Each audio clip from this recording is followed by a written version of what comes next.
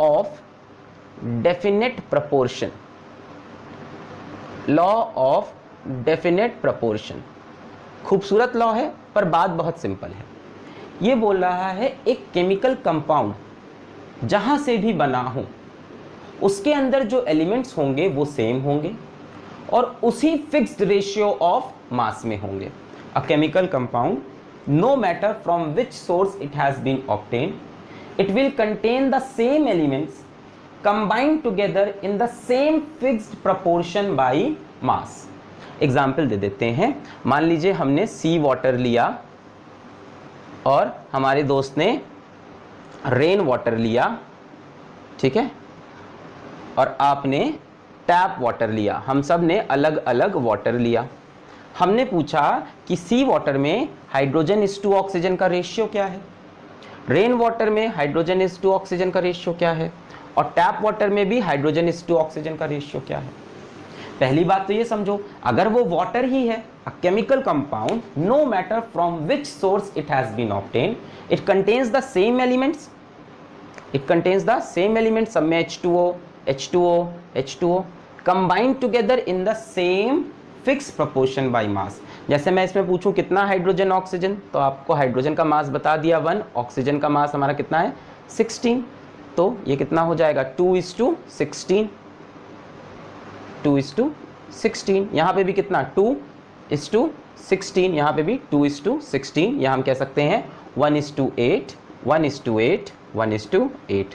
तो ये सब में हाइड्रोजन और ऑक्सीजन का रेशियो या परसेंटेज क्या है, सेम 1:8, 1:8, 1:8, और यही है लॉ ऑफ डेफिनेट प्रपोर्शन।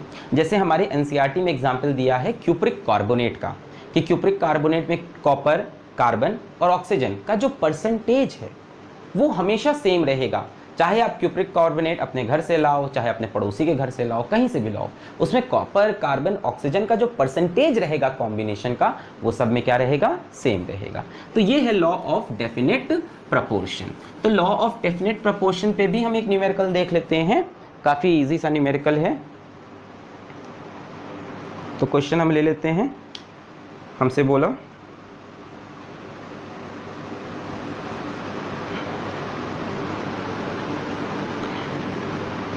बोला कि एक एक्सपेरिमेंट में 0.243 gram of manganese on burning with oxygen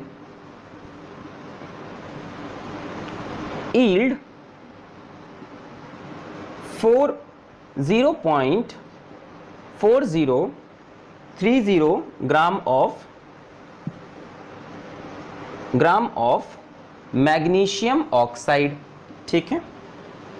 फिर बोला कि अनदर एक्सपेरिमेंट, ये पहला एक्सपेरिमेंट था, एक्सपेरिमेंट 1, फिर इनके पास एक एक्सपेरिमेंट 2 भी हुआ।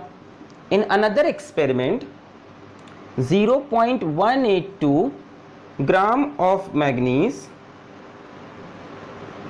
burning with oxygen yields 0.302 gram magnesium oxide. Proof करिए कि ये जो डेटा दिया है ये लॉ ऑफ डेफिनेट प्रोपोर्शन को फॉलो कर रहा है। हमें ऐसा प्रूफ करना है। तो हम दोनों डेटा को देखते हैं, दोनों में जो कंपाउंड है वो सेम है, magnesium oxide, magnesium oxide. A chemical compound, no matter from which experiment it has been obtained, it will contain the same two elements, combined together in the same fix proportion by mass. हमें proof करना है। तो पहला वाला experiment देखते हैं। यहाँ पे एक्सपेरिमेंट 1, यहाँ पे एक्सपेरिमेंट 2। यहाँ पे मास ले लेते हैं मैग्नीशियम का, यहाँ पे मास ले लेते हैं ऑक्सीजन का, और यहाँ पे मास दे रखा है मैग्नीशियम ऑक्साइड का।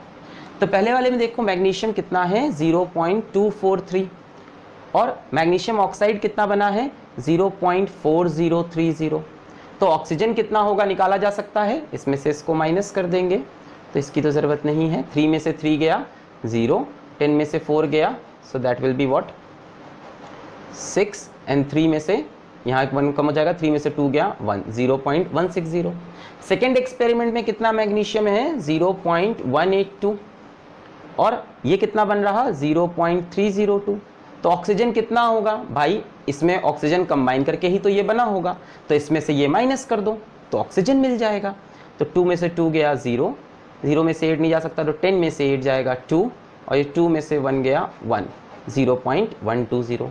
अब हमें प्रूफ करना है कि दोनों में जो रेशियो है किसका, magnesium is to oxygen, magnesium is to oxygen, वो दोनों में क्या है, सेम। तो आइए देखते हैं, हम रेशियो निकाल लेते हैं, ठीक है। सो एक्सपेरिमेंट 1 में आइए रेशियो निकालें, मैग्नीशियम इज टू ऑक्सीजन का कितना हो जाएगा 0.243 अपॉन 0.160। और एक्सपेरिमेंट 2 में भी रेशियो निकाल लेते हैं, मैग्नीशियम इज टू ऑक्सीजन का कितना हो जाएगा 0.182 डिवाइडेड बाई 0.120। सो इसको हम अप्रॉक्सीमेट वैल्यू निकालेंगे, और अप्रॉक्सीमेट वैल्यू इसकी करीब करीब आएगी 1.51, और इसकी भी आप कैलकुलेट करोगे तो आएगी 1.51। तो हम देख रहे हैं मैग्नीशियम इज टू ऑक्सीजन का रेशियो यहाँ भी 1.51, यहाँ पे भी 1.51, यानी रेशियो दोनों जगह क्या आ रहा है, सेम। या आप कैलकुलेट करोगे तो 1.51 को आप क्या लिख सकते हो 3:2, और यहाँ पे भी क्या आ जाएगा 3:2, 3 बराबर 2। तो दोनों तरफ मैग्नीशियम और ऑक्सीजन का परसेंटेज कह लो या प्रोपोर्शन कह लो, वो सेम आ रहा। 5 में से 3 पार्ट मैग्नीशियम है, 5 में से 3 पार्ट मैग्नीशियम है। तो ये है लॉ ऑफ डेफिनेट प्रोपोर्शन, और इस तरह के इसके इजी से क्वेश्चन। अब हम आते हैं बच्चों थर्ड लॉ पे, जो कि थोड़ा इंपॉर्टेंट लॉ हो जाता है हमारा, और जिसे हम कहते हैं law of multiple proportion. Third law